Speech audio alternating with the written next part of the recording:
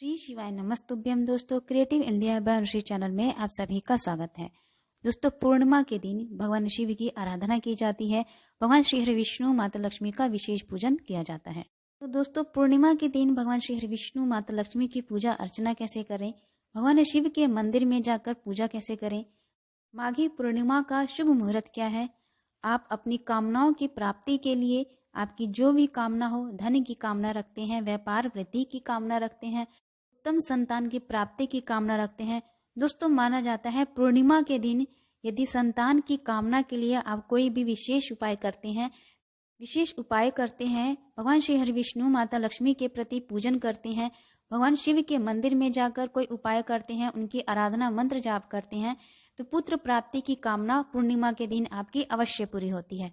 जो उच्च शिक्षा या उच्च नौकरी की प्राप्ति की कामना रखते हैं, धन धान्य में वृद्धि करना चाहते हैं, अपने दाम्पत्य जीवन को, वैवाहिक जीवन को सुखी रखना चाहते हैं, पूर्णिमा के दिन आप जो भी कार्य करते हैं, विशेष पूजन करते हैं, विशेष उपाय करते हैं, वे शीघ्र फलीभूत होता है कि सभी कार्यों की सफलता के मार्ग अपने आप ही खुलने लगते हैं। किसी न किसी रूप में, किसी न किसी तरीके से उसके शुभ समाचार सुनाई देने लगते हैं। पूर्णिमा के दिन विशेष पूजन कैसे करना है, आपको एक विशेष उपाय बताने वाली हूँ, जिस उपाय को करने से आपकी सर्व सिद्धि कामनाओं की पूर्ति होती है। तो दोस्तों, वीडियो को अंत तक जरूर सुनिएगा। तो शुरू करते हैं अपना वीडियो। दोस्तों, माघी पूर्णिमा को कार्य सिद्धि पूर्णिमा भी माना जाता है। माघी पूर्णिमा का व्रत धारण करने से समस्त प्रकार के जीवन की कष्ट संकट दूर होते हैं, दुख दरिद्रता गरीबी दूर होती है, भगवान श्री हरि विष्णु माता लक्ष्मी की असीम कृपा प्राप्ति होती है। दोस्तों, पूर्णिमा के दिन यदि आप व्रत धारण कर रहे हैं, भगवान श्री हरि विष्णु माता लक्ष्मी का पूजन कर रहे हैं, तो पूर्णिमा के व्रत में खीर यानी दूध से बनी हुई सामग्री का भोग अवश्य होना चाहिए। दोस्तों, व्यक्ति जब गलत राह पर चलता है, जिसका चंद्रमा कमजोर होता है, यदि वह व्यक्ति या उस व्यक्ति के लिए पूर्णिमा का व्रत धारण करे तो उसका चंद्रमा मजबूत होता है और गलत रास्ते पर वह कभी नहीं जाता है। यानी कोई बच्चा यदि गलत राह पर चलता है, गलत संगति पकड़ लेता है, गलत आदतों का शिकार हो जाता है, जैसे कि जुआ खेलना, दारू पीना, व्यक्ति अगर अच्छा काम करते करते भी गलत राह पर आ जाता है तो समझ लीजिए उसका चंद्रमा कमजोर है। तो अपने ग्रहों में, अपने जीवन में चंद्रमा की स्थिति को बलवान करने के लिए पूर्णिमा का व्रत यदि आप धारण करते हैं तो इससे आपका चंद्रमा बलवान होता है। साथ ही भगवान श्री हरि विष्णु माता लक्ष्मी, भगवान शिव शंकर की असीम कृपा प्राप्त हो जाती है। तो दोस्तों, अब बात करते हैं जिन्होंने पूर्णिमा का व्रत धारण किया है, पूर्णिमा का व्रत कर रहे हैं, या जो पूर्णिमा का व्रत नहीं कर रहे हैं, वे भी पूर्णिमा के दिन भगवान श्री हरि विष्णु माता लक्ष्मी का विशेष पूजन कर सकते हैं। उन्हें भी वही शुभ फल की प्राप्ति होती है। उन्हें भी अपनी कामना सिद्धि के लिए बिना व्रत किए भी आप भगवान श्री हरि विष्णु माता लक्ष्मी का पूजा पाठ कर सकते हैं। तो सुबह जल्दी उठिए, स्नान आदि क्रिया से निवृत्त होकर स्वच्छ वस्त्र धारण कीजिए, पीले रंग के, लाल रंग के या नारंगी रंग के वस्त्र धारण कीजिए, भगवान सूर्य देव को जल अर्पित करें। सर्वप्रथम भगवान श्री गणेश की विधि विधान से पूजन कीजिए। पूजन करने के बाद भगवान श्री हरि विष्णु का स्नान अभिषेक कीजिए। दक्षिणावर्ती शंख में गंगा जल डालकर यदि आप भगवान श्री हरि विष्णु का स्नान अभिषेक करते हैं तो इससे आपको धन की प्राप्ति होती है। माता लक्ष्मी का स्थिर निवास आपके घर पर सदा सर्वदा बना रहता है। भगवान श्री हरि विष्णु माता लक्ष्मी का रोली चंदन से तिलक कीजिए। माता लक्ष्मी को सिंदूर का दान कीजिए। भोग में भगवान श्री हरि विष्णु को आप 5 प्रकार की मिठाई का भोग अर्पित कर सकते हैं, 5 प्रकार के फलों का भोग अर्पित कर सकते हैं। भगवान के भोग में तुलसी का पत्ता अवश्य डालें। तुलसी के पत्ते के बिना, तुलसी दल के बिना भगवान श्री हरि विष्णु भोग स्वीकार नहीं करते। धूप दीप ज्योत प्रज्वलित कीजिए। सुगंधित पुष्प अर्पित कीजिए। यदि गेंदे का फूल, पीले गेंदे का फूल यदि आपको मिल जाए तो अति उत्तम है। इस दिन भगवान श्री हरि विष्णु माता लक्ष्मी को पीले गेंदे के फूल अर्पित करना चाहिए।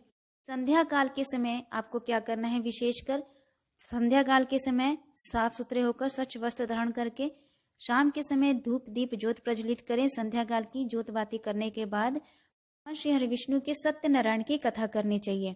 दोस्तों, पूर्णिमा के दिन घर में यदि आप पूजा नहीं कर रहे हैं या फिर व्रत नहीं कर रहे हैं तो भी हमें अपने घर में सत्यनारायण की कथा जरूर करनी चाहिए। दोस्तों, सत्यनारायण की कथा आप स्वयं भी घर में कर सकते हैं या किसी ब्राह्मण द्वारा अगर सत्यनारायण की कथा करवाते हैं तो अति उत्तम है। फिर आप घर में ही अपने आप स्वयं श्री सत्यनारायण की कथा को कर सकते हैं। तो कैसे करना है आपको सत्यनारायण की कथा? सत्यनारायण की कथा करने से पहले उनके भोग का आप पहले प्रबंध कर लें। जैसे कि पंजीरी बनाकर, जैसे कि आटा और घी को भूनकर तैयार कर लें, उसमें चीनी डाल लें। खीर का भोग आप अवश्य लगाएं। पूर्णिमा के दिन दूध से बनी सामग्री का भोग अवश्य होना चाहिए, तो खीर अवश्य बना लें। पंचामृत बनाकर रख लें, जिसमें दूध, दही, घी, शक्कर और शहद हो। पंचामृत में तुलसी का दल अवश्य डालें। सभी भोग में तुलसी का दल अवश्य डालें। 5 की संख्या में केले का प्रसाद भी आप बना लें। केले का प्रसाद भगवान श्री हरि विष्णु को अति प्रिय है, केले का भोग अति प्रिय है। कथा करने से पहले ये सभी वस्तुओं का आप पहले प्रबंध कर लें। फिर मंदिर में जाकर बैठे धूप दीप ज्योत प्रज्वलित करें। भगवान श्री हरि विष्णु माता लक्ष्मी की प्रतिमा को प्रणाम करें। फिर भगवान श्री हरि विष्णु की सत्यनारायण की कथा करना आप आरंभ करते हैं। तो इस प्रकार आप अपने घर में भगवान श्री हरि सत्यनारायण की कथा आप स्वयं भी कर सकते हैं। बहुत ही सहज और सरल तरीका है श्री सत्यनारायण कथा करने का। हर पूर्णिमा के दिन यदि आप स्वयं ही भगवान श्री हरि विष्णु सत्यनारायण की कथा को करते हैं, इससे घर में किसी प्रकार का क्लेश उत्पन्न नहीं होता है, घर में सुख समृद्धि का वास बना रहता है। साथ ही माता लक्ष्मी की असीम कृपा आपके घर पर सदा सर्वदा बनी रहती है, जिस घर में पूर्णिमा के दिन श्री सत्यनारायण की कथा होती है। दोस्तों, पूर्णिमा के दिन भगवान चंद्रदेव का पूजन किया जाता है। जो भी व्यक्ति पूर्णिमा के दिन भगवान चंद्रदेव को जल अर्पित करते हैं, उनके ग्रहों में चंद्र की स्थिति बलवान होती है। जिनके ग्रहों में चंद्र की स्थिति बलवान होती है, वह कभी गलत संगति में नहीं पड़ता है। वे जिस भी कार्य को करता है उसे सफलता की प्राप्ति होती है। घर में कभी किसी भी प्रकार का क्लेश उत्पन्न नहीं रहता। घर में सदा शांति की स्थिति बनी रहती है। मन शांत रहता है, मन इधर उधर नहीं भटकता है। पूर्णिमा के दिन भगवान चंद्रदेव को 1 लोटा जल, शुद्ध गंगा जल डालकर उसमें थोड़ा अक्षत डालकर भगवान चंद्रदेव को 1 लोटा जल जरूर अर्पित करें। दोस्तों, अब बात करते हैं आज के दिन आपको विशेष क्या करना है। भगवान शिव की पूजन कैसे करनी है।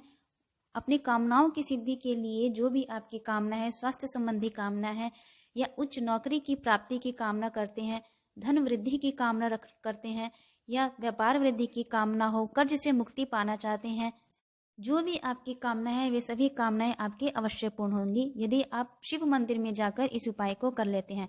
पूर्ण श्रद्धा और विश्वास के साथ पूर्ण रूप से भगवान शिव के प्रति समर्पित होकर आप जिस भी उपाय को करते हैं, जो भी मंत्र जाप करते हैं, पूजा साधना करते हैं, वे अवश्य ही शीघ्र फलीभूत होती है और शुभ फल की प्राप्ति होती है। तो दोस्तों, आप जो भी उपाय कर रहे हैं, पूजा पाठ कर रहे हैं, तो उस भगवान के प्रति आपका पूरा मन और दृढ़ संकल्प होना चाहिए। भगवान शिव के मंदिर में जाकर उनकी प्रिय वस्तुएं लेकर चले जाएं। 1 दाना चावल और 1 बेलपत्र आपको शिव मंदिर लेकर जाना है। स्नान अभिषेक के लिए 1 लोटा जल लेकर अवश्य जाएं। मंदिर जाकर आपको क्या करना है दोस्तों, 1 चावल का दाना भगवान शिव के शिवलिंग पर समर्पित कीजिए। उसके ऊपर, चावल के दाने के ऊपर 1 बेलपत्र समर्पित कीजिए जो आप लेकर गए हैं। ध्यान रहे चावल का दाना अखंडित ना हो और बेलपत्र कहीं से सड़ा गला या कटा फटा ना हो। अधूरी जो चीजें हैं वो भगवान शिव उसे स्वीकार नहीं करते हैं। चावल का दाना और 1 बेलपत्र भगवान शिव के शिवलिंग पर समर्पित करते समय भगवान चंद्रमौली महादेव का नाम लेकर उस बेलपत्र और चावल के दानों को चढ़ा दें। बेलपत्र का डंडी को अपनी ओर करके चढ़ाएं भगवान चंद्रमौली महादेव का नाम लेकर। फिर उसके बाद 1 लोटा जल भगवान शिव के शिवलिंग पर भगवान चंद्रमौली महादेव का नाम लेकर अपनी कामना बोलते हुए जल अर्पित करते समय पात्र का मुख अपनी ओर कर उस जल को समर्पित कर दें अपनी कामना बोलते हुए।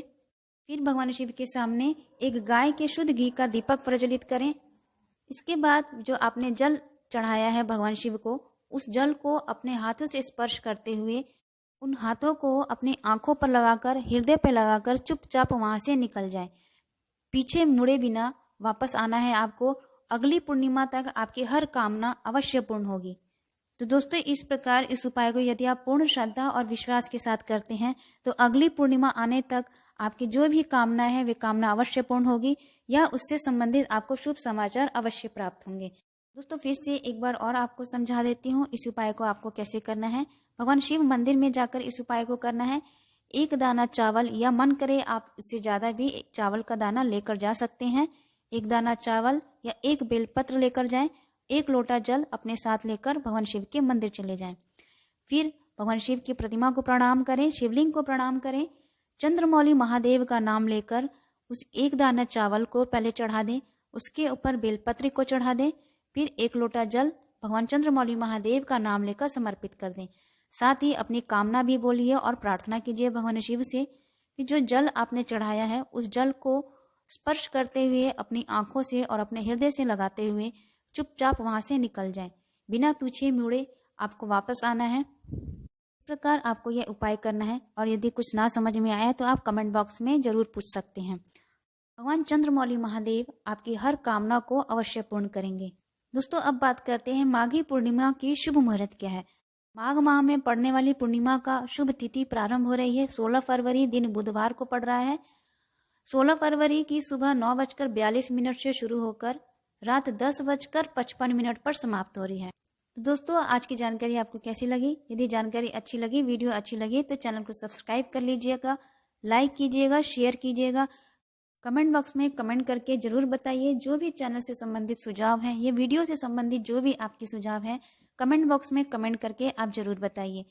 इस वीडियो को ज़्यादा से ज़्यादा लोगों में शेयर कीजिए। बेल आइकन को जरूर प्रेस कर लीजिएगा जिससे कि वीडियो की जो भी नोटिफिकेशन है वो आपको मिलती रहेगी समय समय पर। तो मिलते हैं अगले वीडियो में, तब तक के लिए नमस्कार।